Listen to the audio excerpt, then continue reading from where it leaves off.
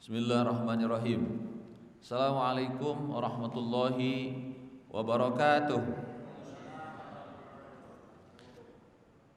Innal hamdalillah nahmaduhu wa nasta'inuhu wa nastaghfiruh wa na'udzu billahi min shururi anfusina wa min sayyiati a'malina. May yahdihillahu fala mudhillalah wa may yudhlil fala hadiyalah.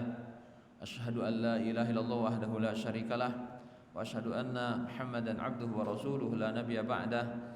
Allahumma shalli wa sallim wa barik ala nabiyyina Muhammadin wa ala alihi wa sahbihi ajma'in, amma ba'du. Ayuhan nas ittaqullaha haqqa tuqatih wa la tamutunna illa wa antum muslimun. Alhamdulillah, puji syukur kita panjatkan kehadirat Allah atas limpahan nikmatnya yang diberikan kepada kita, kepada keluarga kita. Wa in ta'uddu nikmatallahi la tuhsuha. Kalau kita mau menghitung nikmat Allah tidak terhitung. Untuk itu maka Allah ingatkan kita di dalam surat Ibrahim ayat 7, wa idza adzana rabbukum la in syakartum la azidannakum wa la in kafartum inna adzabi lasyadid. Ya, kalau kita bersyukur kepada Allah, Allah akan tambahkan nikmat kepada kita, tetapi kalau kita kufur nikmat, adzabun syadid, Allah mengancamnya dengan siksa yang amat mengerikan. Artinya syukuri dulu nikmat yang ada, maka Allah pantas memberikan nikmat berikutnya kepada kita. Kalau yang ada saja belum kita syukuri, bagaimana Allah menambahkan nikmat itu kepada kita? Sering saya ilustrasikan bahwa nikmat bersyukur itu adalah menjadikan nikmat yang ada itu bermanfaat, menjadikan bernilai di hadapan Allah. Orang kalau memanfaatkan nikmat, maka yang beri nikmat pasti senang. Kayak ibu berangkat ke Jogja misalnya, lalu beli oleh-oleh dari Jogja untuk pembantu kita, baju misalnya. Ketika dikasih lalu baju itu dipakai, kita senang. Bahkan di hati terbentik, kalau aku ke Jogja lagi rasanya ingin membelikan lagi baju, karena senangnya melihat baju kita dimanfaatkan. Tapi coba kalau baju yang dikasih kita itu dipakai ngepel, pasti kita marah, boro-boro lagi mau ngasih lagi. Nah, inilah salah satu mudahnya lah kita memikirkan nikmat, bahwa nikmat yang ada kita syukuri agar Allah memberikan, menambahkan nikmat-nikmat berikutnya kepada kita. Semoga kita menjadi ahli syukur. Amin ya rabbal alamin. Salawat teriring salam semoga tercurah limpahkan kepada Nabi kita Nabi Muhammad sallallahu alaihi wasallam, kepada keluarga dan para sahabatnya, dan kepada seluruh umatnya yang setia beristiqomah menjalankan sunnah-sunnahnya. Bapak Ibu, berbahagialah bahwa pagi ini kita diberikan hidayah Allah yang mampu melangkahkan kaki ke masjid kita ini untuk menjalankan ibadah sholat subuh berjamaah, yang tadi sholat isya berjamaah lalu subuh berjamaah, sama dengan seluruh malam ini dipakai untuk beribadah kepada Allah Subhanahu wa taala. Bagaimana nikmat yang hebat dari Allah kepada kita. Tidak setiap yang mengaku beriman kepada Allah lalu menyatakan identitas agama Islam tiap subuh bisa datang ke masjid untuk sholat berjamaah. Kita harus sangat bahagia. Kemudian yang kedua adalah innal fajri kana mashhuda. Sholat subuh itu disaksikan para malaikat-malaikat Allah dan kita didoakan oleh malaikat. Kemudian dilanjutkan dengan kajian kita sampai waktu suruk. Lalu kita nanti mengakhiri kegiatan di masjid kita dengan melaksanakan sholat isyraq. Ini juga luar biasa, siapa yang duduk di masjid sudah sholat fajar, sholat subuh, lalu duduk sampai datangnya waktu suruk dan sholat 2 rakaat sholat isyraq, maka bernilai seperti melaksanakan ibadah haji, dan hajinya sempurna. Ini kita harus sangat bahagia, sebab Allah lah yang menakdirkan kita untuk bisa duduk di majelis ilmu dengan serius dalam rangka menambahkan ilmu, khususnya ilmu agama. Dan semoga sekali lagi kita senantiasa mendapatkan hidayah taufiknya, agar setiap apapun yang kita lakukan tentunya niatannya hanya satu, lillahi ta'ala, hanya ingin mendapatkan ridha Allah Subhanahu wa taala. Sebab hanya ada tidak akan setiap ketaatan itu diterima Allah kecuali dengan 2 syarat. Satu, niatnya ikhlas, kedua, caranya harus benar. Para jemaah sekalian, kajian-kajian yang lalu saya masih membahas tentang keutamaan ilmu fikih. Ya, sebab tidak akan ada semangat belajar kalau tidak tahu keutamaannya. Maka setelah tahu keutamaan, paling tidak kita punya harapan dan punya keinginan untuk meraih setiap keutamaan itu. Baru sampai pada poin keempat ya, atau kelima, betul ya? Poin kelima. Saya hanya akan sedikit menyampaikan, sebabnya malam ini, subuh ini, pagi ini, saya diminta untuk membahas khusus tentang masalah sujud tilawah dan kunut nazilah. Ini ada jemaah yang minta, sebab kan baru sekarang ini kita melakukan sujud tilawah dan kunut nazilah.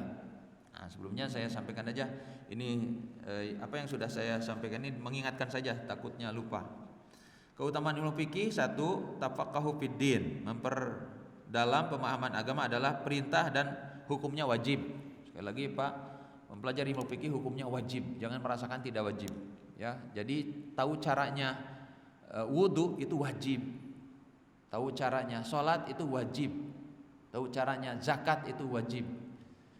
Apalagi kalau sudah masalah ilmu waris ya, udah luar biasa. Jadi banyak kewajiban yang belum kita ketahui. Kadang-kadang ada orang yang merasakan sudah hebat gitu, sudah nggak mau ngaji, padahal ternyata belum tahu apa-apa. Padahal dengan ngaji justru merasakan lemahnya ilmu, dengan ngaji merasakan kurangnya pengetahuan. Nah itu, ada orang yang ngaji apaan, udah tahulah masalah itu juga. Nah ini orang yang sombong namanya. Makanya hukumnya wajib, jangan nggak merasa wajib hukumnya. Kalau tidak dosa. Ya gimana bisa tahu cara wudu dengan benar kalau kita tidak ngaji? Bagaimana tahu cara ibadah dengan benar kalau kita tidak ngaji? Maka hukumnya mempelajari ilmu fikih wajib. Kalau ilmu matematik, fisika, kedokteran tidak wajib. Tapi kalau ilmu untuk menyembah Allah hukumnya wajib.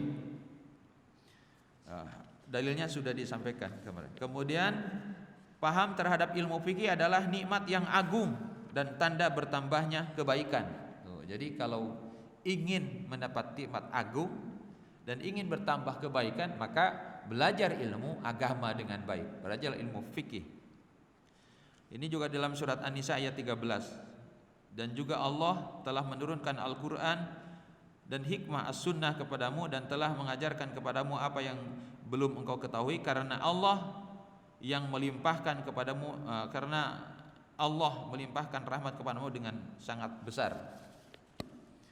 Kemudian fikih itu bersumber pada dua hal, yaitu Al-Quran dan As-Sunnah. Ya, jadi orang yang dengan belajar ilmu fikih, ya, yaitu sumbernya Al-Quran dan As-Sunnah, maka akan terjaga dari penyimpangan kesesatan.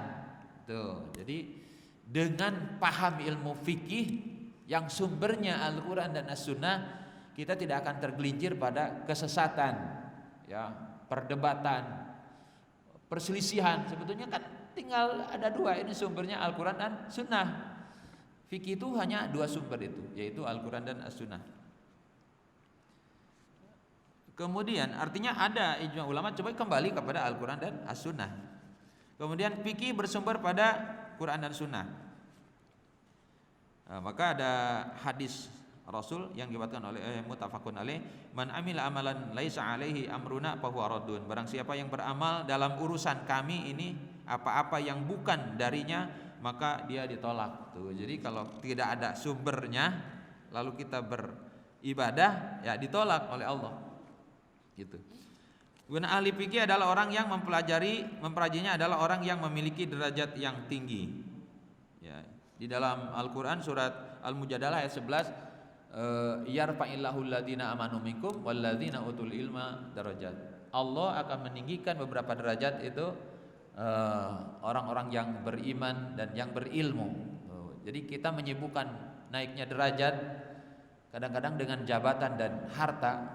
Sekarang lihat aja, banyak yang terpuruk malah dengan jabatan dan harta, tetapi kalau dengan iman dan ilmu dijamin oleh Allah akan naik derajat. Maka kalau ingin naik derajat, sibukkan aja diri dengan meningkatkan iman, lalu dengan terus menambah ilmu, khususnya ilmu agama. Dijamin ini Allah dalam Al-Quran surat Al-Mujadalah. Anak-anak kita kalau ingin mulia, suruh belajar ilmu agama, mulia Pak. Ya, saya lihat di teman saya di Depok, di Rawadenok tuh pesantren Al-Quran baru buka Pak, muridnya ada sekitar 80. Sudah setahun ini ya, selama pandemi ini kan, tahun ini sudah 10 bulan lah, ini sudah mulai ujian, dan ternyata ada yang sudah hafal 8 juz Pak. Anak-anak tuh mudah Pak, cepat, udah ada yang 8 juz. Saya lihatnya seneng banget ya, di tes itu luar biasa, udah lancar aja. Anak-anak masih bersih ya, masih belum ada beban apa-apa kan. Tapi coba kalau kita ngapal Quran ya, hari ini hafal 1 ayat, besok nambah, yang udah hafal lupa lagi. Karena pikirannya tidak hanya ngapal, banyak yang harus dipikirkan. Untuk itu makanya anak itu kan bagaikan pita kaset yang masih bersih.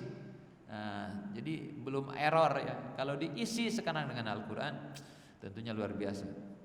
Jangan sampai kita, mungkin program Yahudi sukses menjauhkan Al-Quran dari anak-anak kita dengan program-program gadget yang luar biasa dengan HP, sehingga mereka jauh dari Al-Quran. Nah ini kalau mau ya anak-anak kita dipesantrenkan di pesantren Al-Quran. Kemudian orang yang paham ilmu syariat adalah orang yang dekat kepada taufik dan hidayah Allah. Jadi orang yang paham ilmu syariat itu ya tinggal menjalankannya kan, sudah paham. Tapi bagaimana kita bisa paham kalau nggak belajar? Dan kalau gimana kalau kita nggak belajar ilmu fikih, kita bisa mengamalkan atau hidup secara benar sesuai dengan syariat. Nah ini maka kita harus dipaksakan untuk belajar syariat. Ya ini juga belajarnya kita didorong oleh tentunya dengan keimanan yang kuat, dengan tauhid yang tinggi. Sebab orang yang beriman itu orang yang ingin sekali meraih ridho Allah. Nah untuk meraih ridho Allah kan ada cara hidup yang diatur langsung oleh Allah, lalu dicontohkan. Allah mengutus Rasul. Inilah yang harus kita pelajari. Orang yang ingin sampai pada ridho Allah tentunya semangat mendorong terdorong hatinya untuk belajar, sebab takut apa yang diamalkan itu tidak sesuai dengan aturan Allah dan Rasulnya. Kemudian tidak paham syariah, khususnya fikih, akan menimbulkan perpecahan dan menghilangkan kekuatan umat para ulama. Terbiasa berbeda pendapat karena berbeda hasil ijtihad sudah menjadi keniscayaan. Namun karena ilmu yang mereka miliki membuat mereka tidak saling mencaci, menjelekan atau menafikan. Nah ini kadang-kadang baru belajar ilmu fikih merasa dia yang paling benar. Padahal ilmu fikih itu sangat luas kajian-kajiannya. Nah, karena itu maka tertimbullah perselisihan sampai mungkin mengatakan bahwa yang ini adalah tidak ada dalilnya, padahal ada dalilnya. Cuman keterbatasan dia karena belajar hanya dalam satu ilmu fikih sehingga tidak belajar yang lainnya. Ini yang akhirnya menimbulkan perpecahan, dan ini yang ditakutkan oleh Rasulullah SAW. Ya, timbulnya hal-hal yang tidak ada dasarnya menjadikan perpecahan umat. Nah, ini diantaranya ya para jemaah sekalian. Kemudian yang ketujuh, kehancuran umat dan datangnya kiamat ditandai dari hilangnya ilmu syariah. Tuh Pak, di akhir zaman makin hilang Pak ilmu syariah. Ilmu fikih yang benar tuh makin kabur, makin tidak ada. Nah ini di akhir zaman. Semoga kita tidak mengalami ini. Ya, di dalam hadis Muslim disampaikan, min asratis sa'ati ayyurfa'al ilmu wa yathbatal jahlu wa yusrabal khamru wa yadharuz zina. Ya, di antara tanda-tanda terjadinya hari kiamat yaitu diangkatnya ilmu. Nah, ini caranya dengan Allah mewafatkan ahli-ahli ilmu. Di Jakarta dulu ada ahli fikih, kayak yang Asy-Syafi'iyah itu. Siapa namanya? Yang punya Asy-Syafi'iyah. Nah, itu kalau orang Betawi rujukan fikihnya itu beliau meninggal, ada muridnya namanya Profesor Saifuddin Amsir, dulu sering ngajar di sini ya, yang maaf pendek orangnya tapi pinter, dia guru besar di UIN, itu ahli fikih Pak ya. Dan orang-orang ulama-ulama Betawi katanya kalau bertanya tentang ilmu fikih ya ke beliau. Sekarang juga sudah tiada, sudah banyak berguguran ahli ilmu fikih. Nah, ini bukan berarti hilangnya itu ilmunya, tetapi ahli ilmunya meninggal sementara generasinya nggak ada. Nah, sudah Saifuddin Amsir, sekarang siapa? Kata orang Betawi bilang, nggak tahu kami kepada siapa sekarang. Nah, artinya semakin kesini semakin ahli ilmu, karena konsentrasi kita kepada anak kita juga tidak pada agama. Kebanyakan sudah yang dikhawatirkan adalah dunia. Kemudian tipu daya orientalis dan sekularis sangat efektif bila lemah di bidang syariah. Nah, ini ya, alladzina kafaru ba'duhum awliya'u ba'din illa taf'aluhu takun fitnatun fil ardi wa fasadun kabir. Surat Al-Anfal ayat 73. Adapun orang-orang yang kafir, sebagian mereka menjadi pelindung bagi sebagian yang lain. Jika kamu, hai para muslimin, tidak melaksanakan apa yang telah diperintahkan Allah itu, niscaya akan terjadi kekacauan di muka bumi dan kerusakan yang besar. Tuh, betul Pak. Kalau kitanya bodoh, nggak tahu ilmu agama, artinya ditipu oleh orang-orang orientalis. Nah, ini diantara keutamaan belajar ilmu fikih. Sekali lagi yang harus kita tanamkan di hati, hukumnya adalah wajib. Tanamkan juga ke anak-anak kita, belajar agama hukumnya wajib. Thalabul ilmi fardhatun ala kulli muslimin wal muslimat. Mencari ilmu adalah wajib kepada muslimin dan muslimat. Utlubul ilma minal mahdi ilal lahdi. Katanya, tuntutlah ilmu dari mulai lahir sampai mati. Tidak ada batasan Pak. Kita sudah sepuh ya, sebab sekali lagi ilmu agama cukup luas yang harus kita pahami. Baik. Ya, untuk subuh ini saya sudah siapkan materi tentang sujud tilawah. Ya, kita alhamdulillah setiap hari Jumat pagi selalu melaksanakan sujud tilawah. Ya, Ustaz kita Ustaz Nandang selalu membacakan surat Hamim Sajdah, dan ini juga berdasarkan beberapa keterangan hadis bahwa Rasul senang membacakan Hamim Sajdah setiap subuh Jumat. Jadi pada dasarnya bukan sujud tilawahnya ya di hari Jumat ini. Pada dasarnya adalah Rasul mensunnahkan atau senang membaca Hamim Sajdah pada subuh Jumat.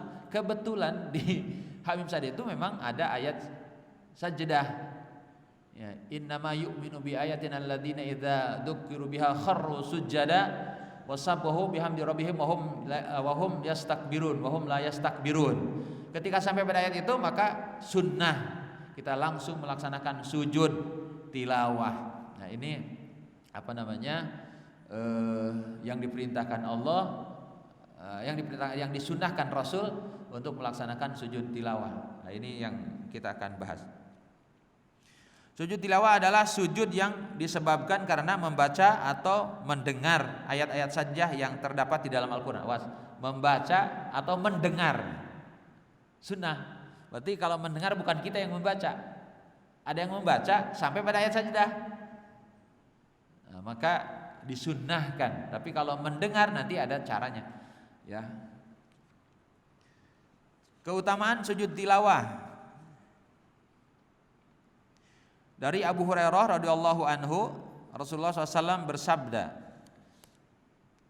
"Idza qara'a ibnu Adama sajdata fasajada tajala syaitanu yubki yaqulu ya wailahu." Wa fi riwayati Abi Quraibin ya waili amirabnu adama bis sujudi fasajada falahu al jannah wa amirtu bis sujudi fa abaitu falinnar. Jika anak Adam membaca ayat sajdah lalu dia sujud, maka setan akan menjauhinya sambil menangis. Betapa hebatnya. Setan pun akan berkata-kata, celaka aku, anak Adam disuruh sujud, dia bersujud, maka baginya surga. Nah, itu yang bikin iblis menangis. Sedangkan aku sendiri diperintahkan untuk sujud, namun aku enggan, sehingga aku pantas mendapatkan neraka. Ini yang membuat iblis nangis. Jadi ini dasar hadis tentang perintah sujud tilawah. Dengan sujud itu artinya menundukkan. Ketika itu kan perintah sujud, lalu kita sujud. Maka saat itu iblis menangis, sebab kita itu patuh tunduk pada aturan Allah sehingga pantas dapat surga. Sujud tilawah itu sunnah. Ya, jadi sepakat seluruh ulama bahwa hukum sujud tilawah adalah sunnah. Apa itu sunnah Bapak Ibu? Ayo.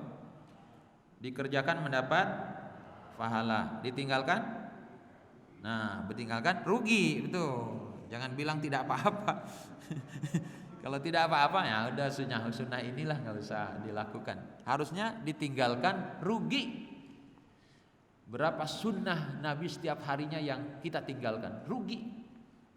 Dalam minum, dalam makan, dalam berpakaian, dalam mandi, dalam tidur, bangun tidur, semua itu kan banyakkan sunnah semua dicontohkan oleh Nabi secara mendetil seluruhnya, sampai pakai baju, membuka baju, bercermin, semuanya ada sunnahnya. Karena kita nggak tahu sehingga nggak mengikuti, maka rugi kita. Tiap hari ribuan sunnah kita tinggalkan. Karena tidurnya juga tidak sesuai dengan yang dicontohkan Nabi. Para ulama sepakat ya berizma' bahwa sujud tilawah adalah amalan yang disyariatkan. Di antara dalil adalah hadis Ibnu Umar, Nabi SAW pernah membaca Quran yang di dalamnya terdapat ayat sajdah. Kemudian ketika beliau bersujud, kami pun ikut bersujud bersama sampai-sampai di antara kami tidak mendapatkan tempat karena posisi dahinya. Ini jadi ini bukan dalam keadaan sholat. Maaf.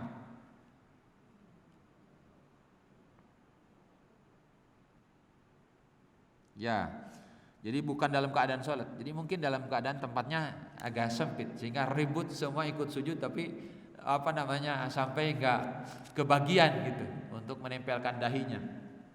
Kalau kita ke raudhah Pak, dulu kan rebutan ke raudhah itu. Nah kalau mau sujud kan susah tuh. Nah mungkin bayangkan kita seperti itu. Tiba-tiba kan Rasul sujud ya ketika membacakan ayat sajdah. Nah, ini satu yang menjadi dasar hadis riwayat Bukhari Muslim tentang sunnahnya sujud tilawah. Menurut jumhur mayoritas ulama yaitu Malik, Asy-Syafi'i, Al-Auza'i, Al-Laitsi, Ahmad, Ishaq, Abu Thawr, Daud dan Ibnu Majah, juga pendapat pendapat Umar bin Khattab, Salman, Ibnu Abbas, Imran bin Husain, mereka berpendapat bahwa sujud tilawah itu hukumnya sunnah dan bukan wajib. Ini yang harus kita pahami. Dari Zaid bin Thabit, beliau berkata, aku pernah membacakan pada Nabi SAW surat An-Najm. Tatkala bertemu pada ayat sajdah dalam surat tersebut, beliau tidak bersujud. Nah ini kenapa Rasul tidak bersujud? Karena yang membacanya tidak sujud. Jadi kalau mendengarkan, ada di samping Bapak sedang baca surat Al-Alaq. Di akhir surat itu pasjud waqtarib. Nah, ya. Yang Iqra Pak, Iqra. Ujungnya itu kan pasjud waqtarib. Lalu dia sujud, kita pun sunnah sujud. Tapi kalau yang baca enggak sujud, kita enggak sunnah sujud. Nah, ini yang hadis bahwa sunnahnya sujud ketika membaca atau mendengarkan yang lain sujud. Kalau mendengarkan, sunnahnya sujud apabila yang bacanya sujud. Pak, kalau kita sedang duduk di Masjidil Haram, di Masjid Nabawi, yang lain, yang samping kita sedang baca Quran, tiba-tiba sujud kan. Nah kita tuh sunnah, malah jangan nonton, apain tuh. Sunnah sujud, ya itu.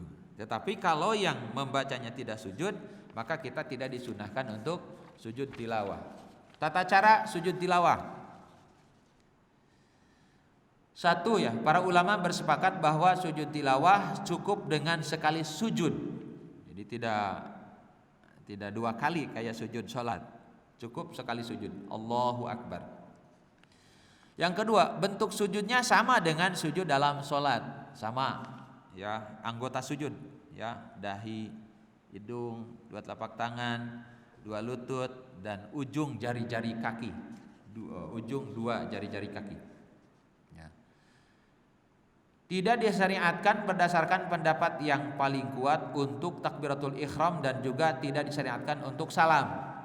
Jadi ketika lagi baca ayat sajdah, lalu ketika sampai berdiri Allahu Akbar, lalu sujud, lalu salam, tidak disyariatkan, langsung aja sujud ya, langsung aja sujud. Jadi tidak disyariatkan untuk berdiri lalu takbiratul ihram.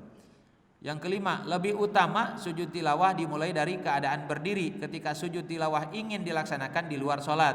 Inilah pendapat yang paling yang dipilih oleh Hanabilah, sebagian ulama belakangan dari Hanafiyah, salah satu pendapat ulama Syafi'iyah, dan juga pendapat Syekhul Islam Ibnu Taimiyah. Jadi sunnah kalau berdiri saja lalu sujud boleh, bahkan disunahkan. Namun jika seorang melakukan sujud tilawah dalam keadaan duduk maka tidaklah mengapa. Artinya tidak harus khusus berdiri untuk sujud tilawah.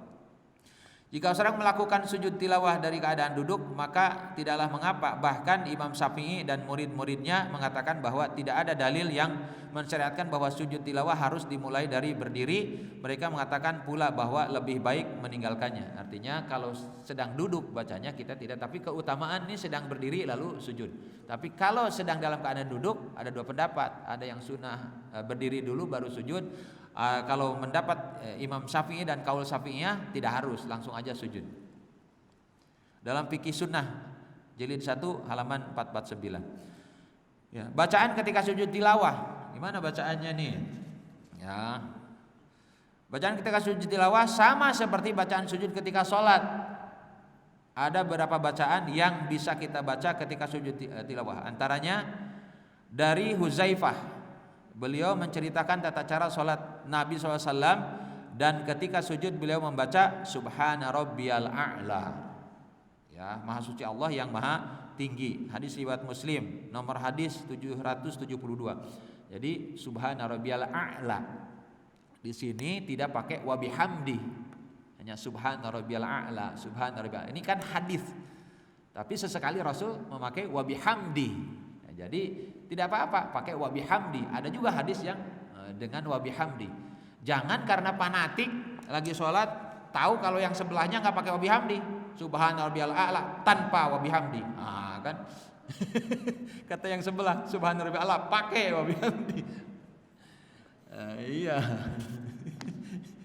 Berantem. Ya. Jadi diantaranya dari Huzaifah, Rasul sholat dengan bacaan sujudnya Subhanallah, dan ini boleh dipakai pada sujud tilawah. Dari Aisyah, Nabi SAW biasa membaca doa ketika ruku dan sujud, Subhanakallahumma Rabbana wa bihamdika, ya Allahumma gfirli, Subhanakallahumma Rabbana wa bihamdika Allahumma gfirli. Ya, biasa dibaca itu. Coba Bapak Ibu hafal nggak ini? Coba sama-sama. Subhanakallahumma Rabbana wa bihamdika Allahumma gfirli. Sekali lagi. Ya. Subhanakallahumma Rabbana wa bihamdika Allahumma gfirli. Sekali lagi. Subhanakallahumma Rabbana wa bihamdika Allahumma gfirli. Ini paling suka Rasul, sebab ini paling lengkap. Ini sudah dengan doa.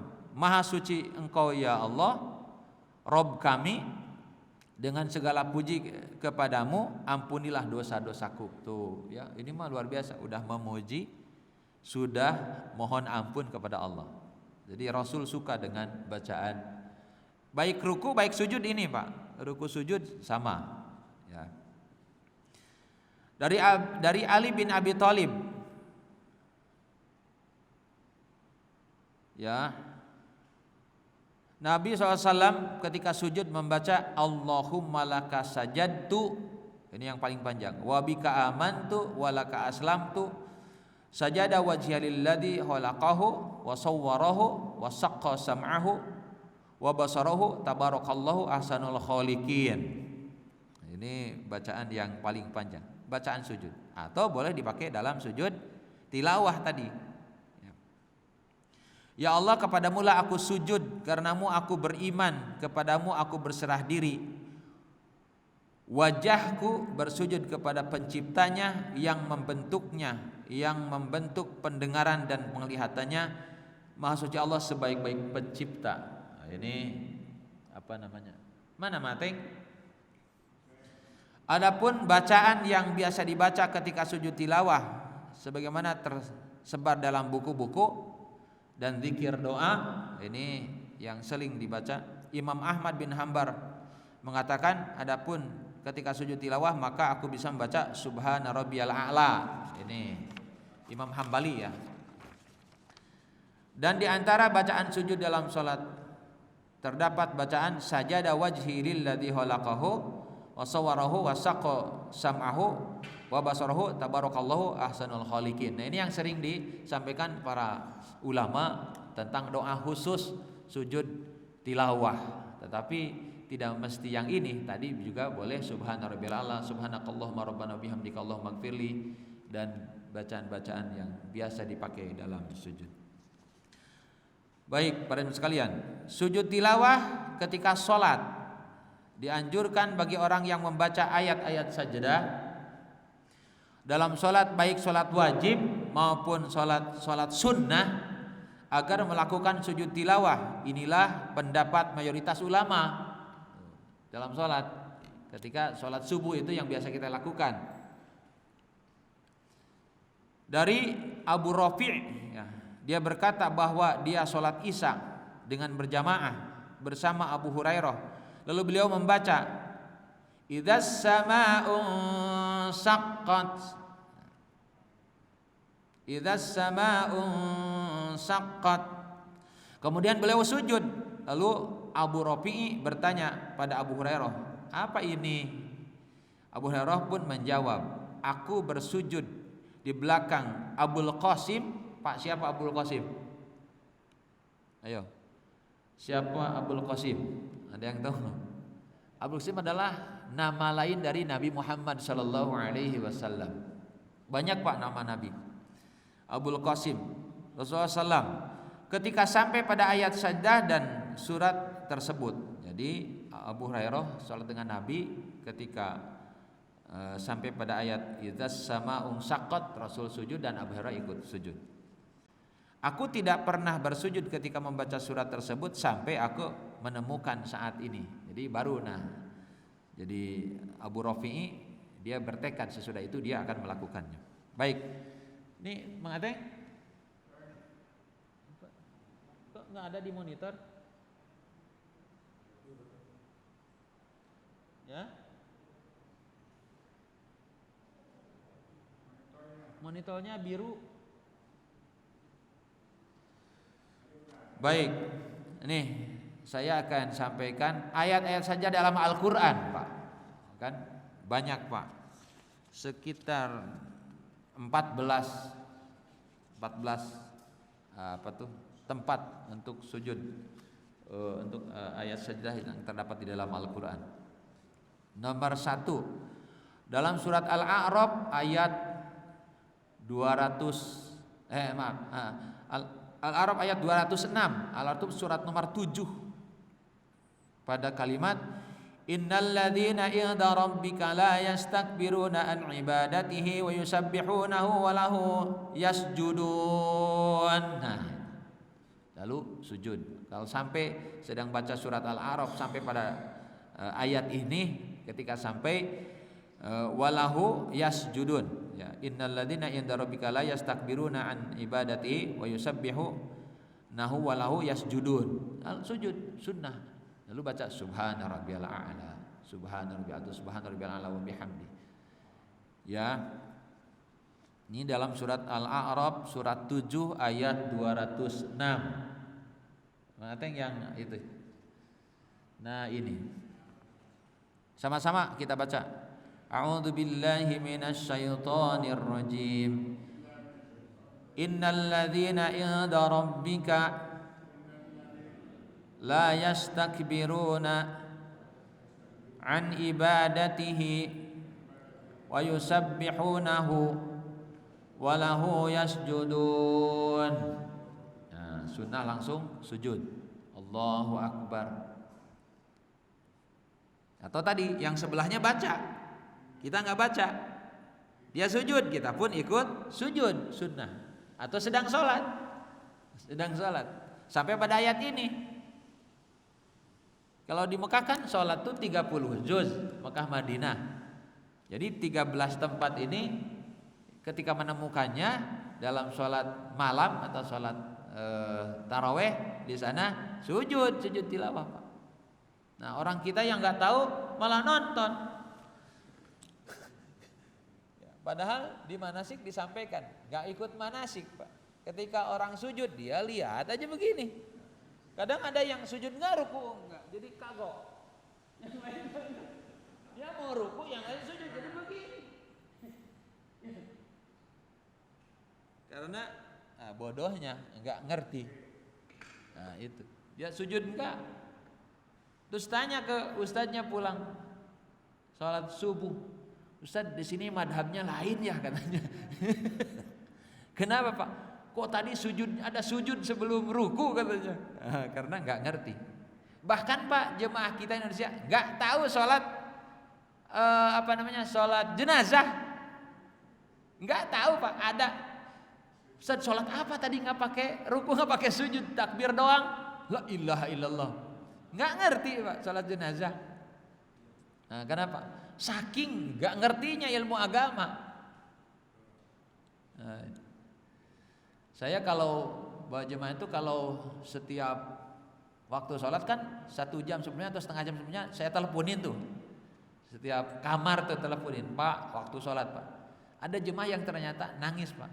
Kenapa Bapak nangis? Terima kasih dibangunkan. Kenapa? Baru kali ini saya sholat lengkap katanya. Jadi kalau asar paling sering Ustaz katanya saya tinggalkan. Asar, subuh katanya. Asar di jalan, subuh tidur. Ada yang begitu loh Pak.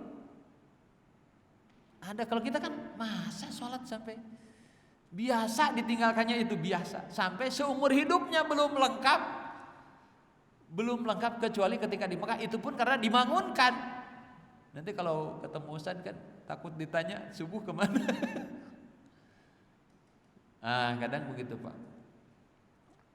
Ya jadi sujud tilawah. Insyaallah lah kalau al-muhajirin ke Mekah nggak kaget ketika imam sampai wahum la yastakbirun, Allahu akbar. Sujudnya lama Pak. Ya. Langsung bangkit lagi dan imam melanjutkan ayatnya seperti yang dilakukan Ustadz Nandang setiap subuh hari Jumat subuh pagi. Surat Ar-Ra'd ayat 15, surat nomor 13. Ar-Ra'd. Surat nomor 13 ayat 15. A'udzu billahi minasy syaithanir rajim. Ya sama-sama. Walillahi yasjudu man fis samawati wal ard taw'an wa karha wa dhilaluhum bil guduwi wal asal. Ini juga perintah untuk sujud tilawah. Ingat-ingat surat Ar-Ra'd surat 15 surat ayat 15 nomor surat 13. Dalam surat An-Nahl, An-Nahl itu lebah artinya. Ya, ayat 49 dan 50 nomor surat 16 An-Nahl. Walillahi yasjudu ma fis samawati wa ma fil ardi min dabbatin wal malaikatu wa hum la yastakbirun yakhafuna rabbahum min fawqihim wa yaf'aluna ma yu'marun. Apa? Baca Pak. Man qara'a harfan min kitabillah falahu hasanatun wal hasanatu bi asyri amsalihha. La aqulu alif lam mim harfun walakin alifun harfun walamun harfun wa mimun harfun. Siapa yang baca Quran maka satu huruf satu kebaikan, tapi yang satu itu dilipat gandakan jadi 10 kebaikan. Jadi setiap satu huruf 10 kebaikan. Jangan kau katakan alif lam mim itu satu huruf kata Nabi, tapi alif satu huruf, lam satu huruf, mim satu huruf. Alif lam mim sudah 30 kebaikan. Dengan banyaknya kebaikan, wa'at bi sayyi'atal hasanata tamhuha. Kata Nabi, lakukan kebaikan sebab kebaikan itu akan menghapuskan kesalahan. Dulu kita jarang baca Quran, ngaku salah. Sekarang kalau mau nebus, sekarang rajin baca Quran. Kalau cuma nyesel tapi nggak baca-baca, sama dengan tidak. Bohong nyeselnya, taubatnya tuh bohong. Dulu nggak pernah baca Quran, lagi muda, wah sibuk aja. Nah sekarang nyesel, nah nyeselnya itu harus rajin untuk menebus tadi kesalahannya itu. Ya baik. Kemudian dalam surat Al-Isra ayat 107 dan 109, 107 sampai 109. Surat nomor 17. Qul aminu bihi aw la tu'minu innal ladzina utul ilma min qablihi idza yutla alaihim yakhirruna lil adqani sujjada wa yaquluna subhana rabbina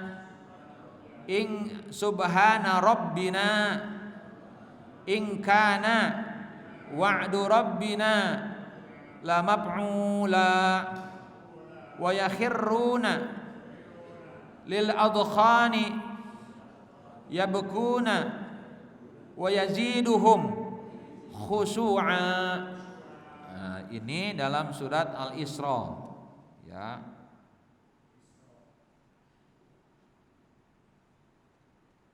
Surat Al-Isra surat nomor 17.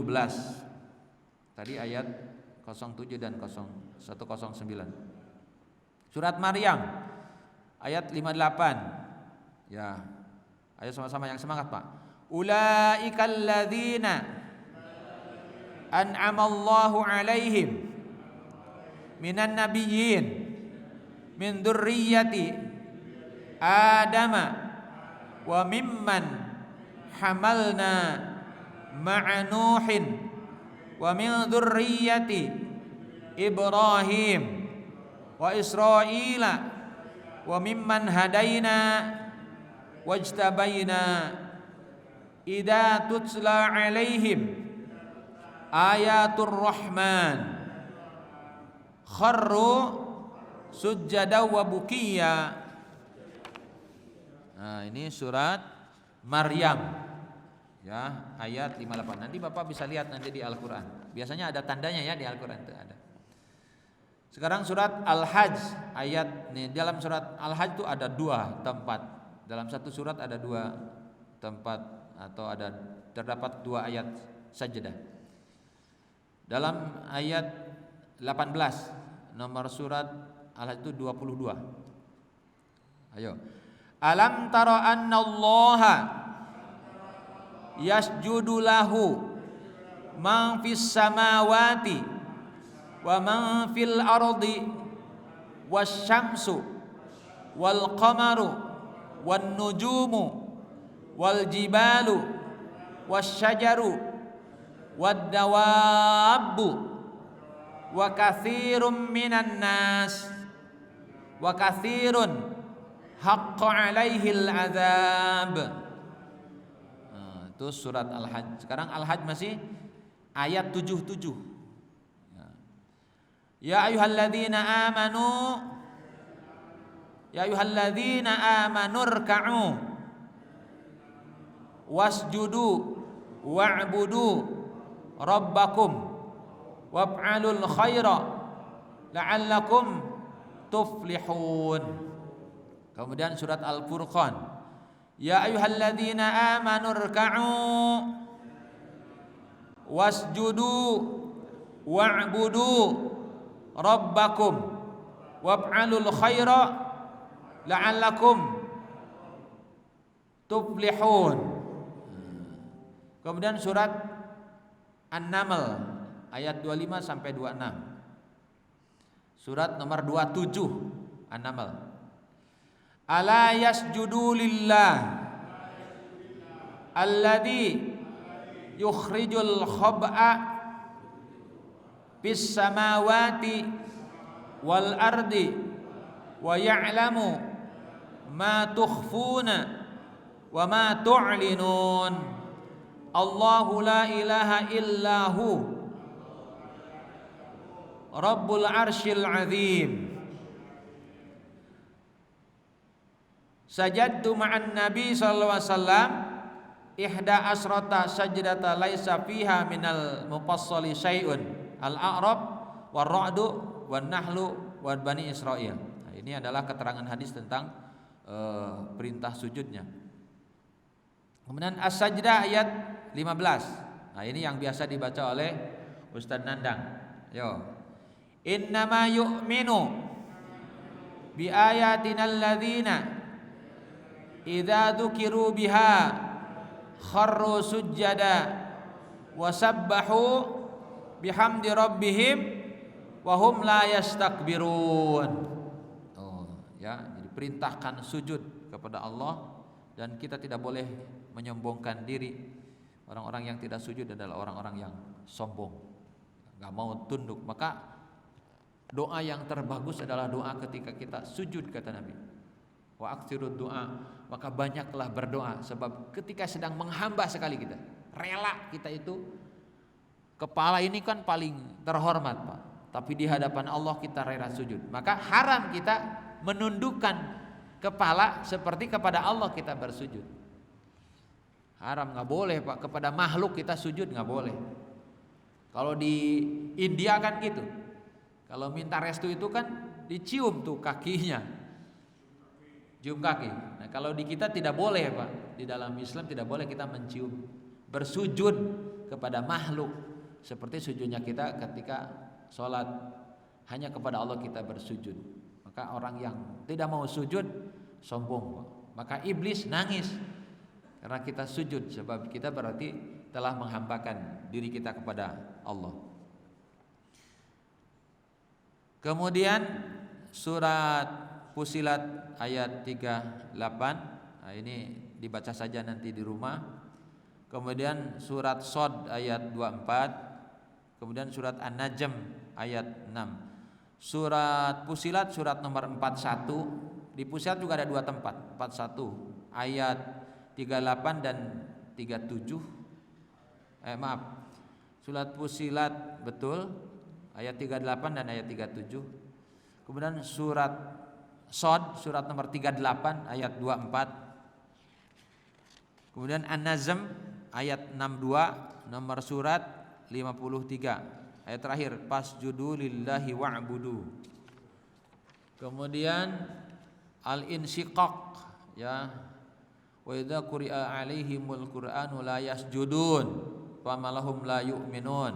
Nih sujud Al-Insyiqaq ayat surat nomor 84. Al-Alaq ayat terakhir, ya, surat ayat 19 surat nomor 96. Qalla la tuti'hu wasjud waqtarib. Baik, nah, inilah sujud tilawah. Saya tambahkan sujud syukur, Pak. Dikit lagi. Sujud syukur adalah sujud yang dilakukan oleh seorang ketika mendapatkan nikmat atau ketika selamat dari bencana. Ini nikmatnya yang hebat, Pak. Seketika. Dari dalil disyariatkannya sujud syukur adalah hadis yang diriwayatkan oleh Abu Daud, nomor hadis 2774. An Abi an Abi Bakrata anin Nabi sallallahu alaihi wasallam annahu kana idza ja'ahu amru sururin aw basyira bihi kharra sajidan syakiran lillah. Dari Abu Bakar dari Nabi sallam dari Abu Bakar dari Nabi sallallahu alaihi wasallam, yaitu ketika beliau mendapati hal yang menggembirakan atau dikabarkan berita gembira, beliau tersungkur untuk sujud pada Allah Ta'ala. Jadi seketika Pak ya sujudnya. Juga dari hadis Ka'ab bin Malik yang diriwayatkan oleh Imam Al-Bukhari, di mana ketika diberitahukan bahwa taubah Ka'ab diterima, beliau pun tersungkur untuk bersujud, yaitu sujud syukur. Hukum sujud syukur sepakat ijma ulama adalah hukumnya adalah sunnah. Sujud syukur disunnahkan ketika ada sebabnya. Inilah pendapat ulama Syafi'iyah dan Hambaliyah. Jadi ada sebabnya. Sunnah itu ada sebabnya yang harus sujud syukur tadi. Sebab adanya sujud syukur itu ada ketika mendapatkan nikmat yang besar. Contohnya adalah ketika seorang baru dikaruniai anak, padahal dia sudah nunggu bertahun-tahun untuk punya anak. Ulama Syafi'iyah dan Hambaliyah menegaskan bahwa sujud syukur disunnahkan ketika mendapatkan nikmat dan selamat dari musibah yang sifatnya khusus pada individu atau dialami oleh kebanyakan kaum muslimin, seperti selamat dari musuh atau selamat dari wabah. Nah, ini. Bagaimana jika mendapatkan nikmat yang sifatnya terus-menerus? Ulama Syafi'iyah dan ulama Hambaliyah berpendapat tidak disyariatkan, disunahkan untuk sujud syukur karena mendapat nikmat yang sifatnya terus-menerus yang tidak pernah terputus. Karena terus saja orang yang sholat akan mendapatkan, karena tentu saja orang yang sehat akan mendapatkan nikmat bernapas, maka tidak perlu ada sujud syukur sehabis sholat. Nah ini kan suka ada Pak, orang yang sehabis sholat sujud, ya banyak ya Pak.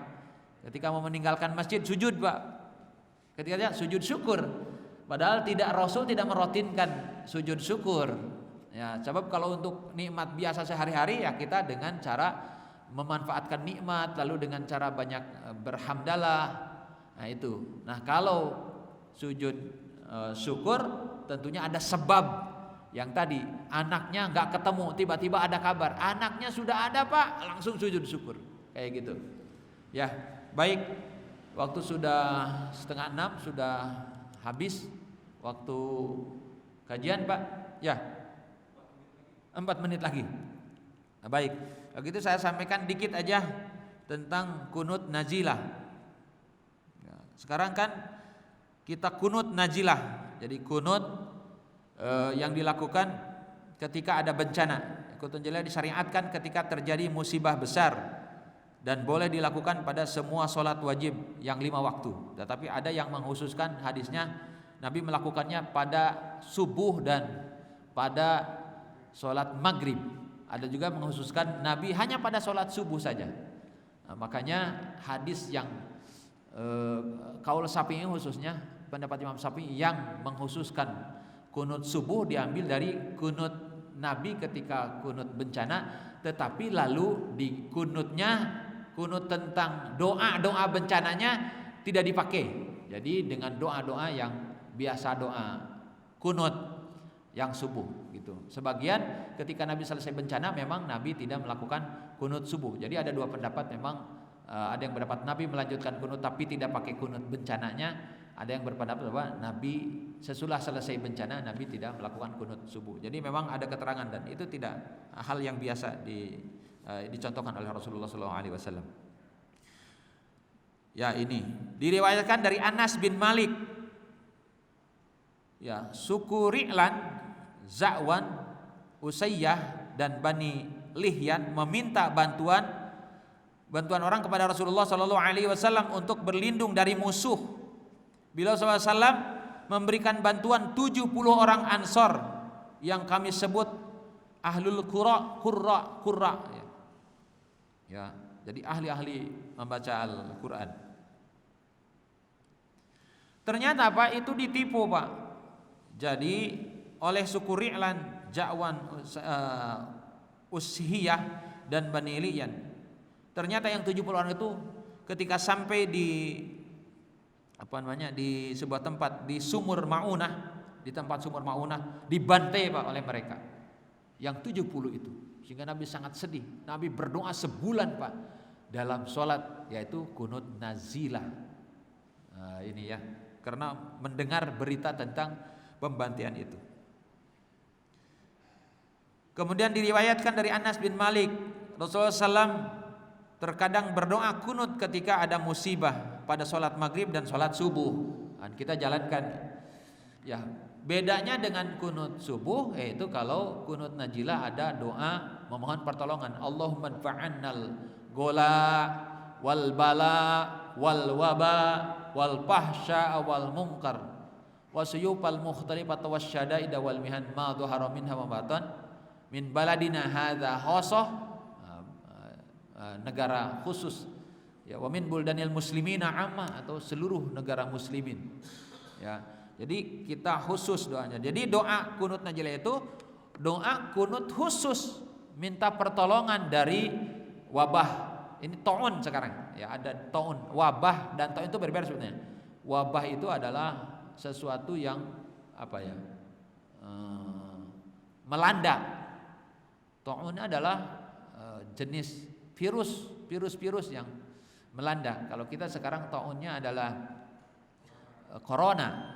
Nah, maka disunahkan juga ketika ada corona ini kita melakukan kunut najilah, dan kunutnya itu Allahumma dfa'annal gola wal waba wal bala. Nah, ini kan bala ya. Nah, ini yang jadi khusus, mintanya khusus, minta supaya dilindungi Allah dari bala, dari wabah itu. Jadi tidak cukup hanya Allahumma hdina fiman hadaitnya, justru harus ada kunut najilahnya, yaitu minta perlindungan dari bencana ini, dari wabah ini. Dan dengan harapan dengan setiap saat kita doa, Allah akan mengangkat bencana ini ya, begitu. Nah, itulah kunut-kunut yang kemudian banyak juga contoh doanya, tetapi memang semuanya dikhususkan sesuai dengan bencana yang ada.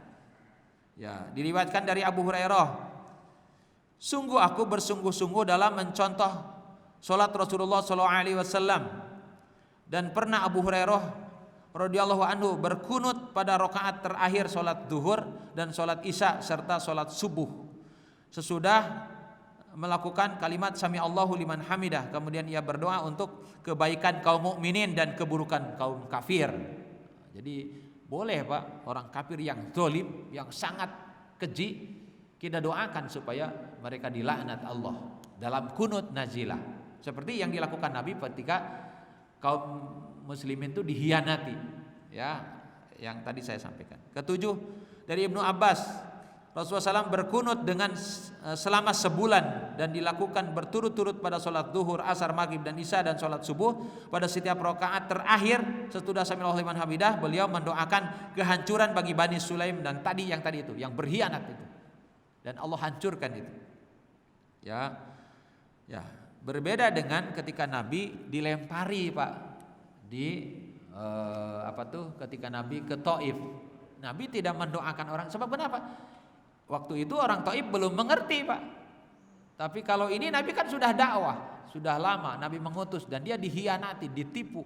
Waktu Nabi ke Taif, dirinya yang dilempari batu ketika malaikat turun, ya Muhammad, bolehkah aku angkat gunung? Atau Allah perintahkan untuk mengangkat gunung itu, menimpakannya ke orang Taif. Mereka sudah sangat keterlaluan. Tapi Nabi Muhammad doa, Allahumma hdi qaumi fa innahum la ya'lamun. Ya Allah, tunjuki kaumku yang tidak tahu itu. Nah, beda Pak dengan ketika syariat itu sudah jalan, mereka memang pantas didoakan untuk dihancurkan. Baik ya. Kemudian itu aja Pak yang disampaikan pada kesempatan ini.